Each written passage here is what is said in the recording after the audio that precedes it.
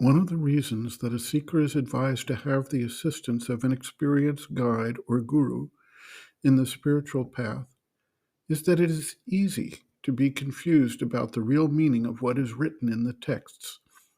For instance, when we hear about the concept of conscious sleep, or we see Arjuna in the Bhagavad Gita extolled as Gudakesha, usually translated as conqueror of sleep, we tend to believe this implies staying awake and struggling to not let the observing mind fall into a state of sleep. What generally results is a state of exhaustion, as the body and mind do not get the opportunity to refresh and rebuild, and the struggle itself leaves the seeker irritable, out of sorts, and prone to making mistakes or having accidents.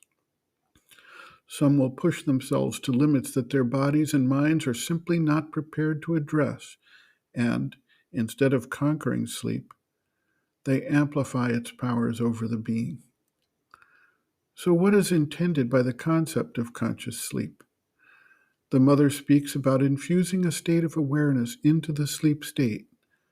We know from the work of scientists and many anecdotal reports that an individual can wake up from sleep with solutions to problems that seemed impossible to resolve when he went to bed. We also can experience a state of more conscious dreaming where we become fully aware of what is taking place in the dream state, even to the extent of actively involving oneself in the working out of the dream. Yogic practitioners speak of a practice called Yoga Nidra, or yogic sleep. These various experiences and practices provide a glimmer of insight into the question of conscious sleep. We often wonder what happens to our consciousness, to our awareness, during times of sleep. Where does it go? What does it do? Is it, have some have framed it, akin to the state of death? The question takes on most of its significance when we look at the matter as an individual, limited ego personality with a specific self-awareness. When we look at the question from the larger sense of the universality of consciousness, however, we can recognize that sleep provides an opportunity for the consciousness to gather experience and move in other planes, other realms, other areas of experience. Some individuals report the sense of interacting with teachers, sages, gurus during the time they are asleep. In some cases, they gain new understanding and insights from these interactions or teachings that occur during a time when the body is fully at rest and the mind is quiet, asleep.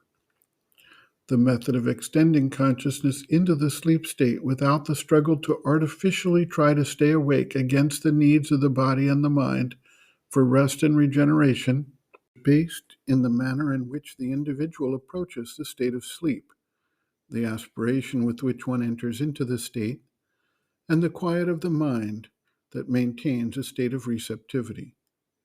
Over time, this approach of consciously entering into sleep with a quiet aspiration and awareness will lead to a state of consciousness that can utilize the sleep state and allow the body to awaken refreshed and energetic, and the mind to have more focus and clarity for the daily waking awareness.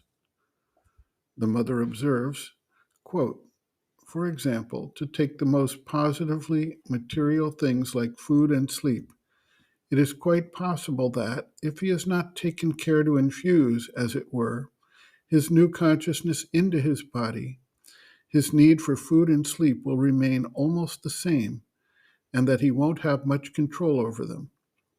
On the other hand, if he has taken care to unify his being and has infused his consciousness into the elements constituting his body, well, his sleep will be a conscious sleep and of a universal kind.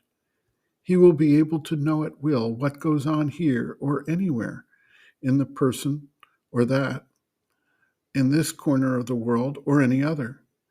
And his consciousness, being universal, will naturally put him in contact with all the things he wants to know, instead of having a sleep that's unconscious and useless, except from a purely material point of view, he will have a productive and altogether conscious sleep. For food, it will be the same thing. Instead of being a slave to his needs, usually in almost entire ignorance of what he needs, well, he will be perfectly conscious at once of the needs of his body and the means of governing them. He will be able to control his needs and rule them, transform them according to the necessity of what he wants to do. End quote.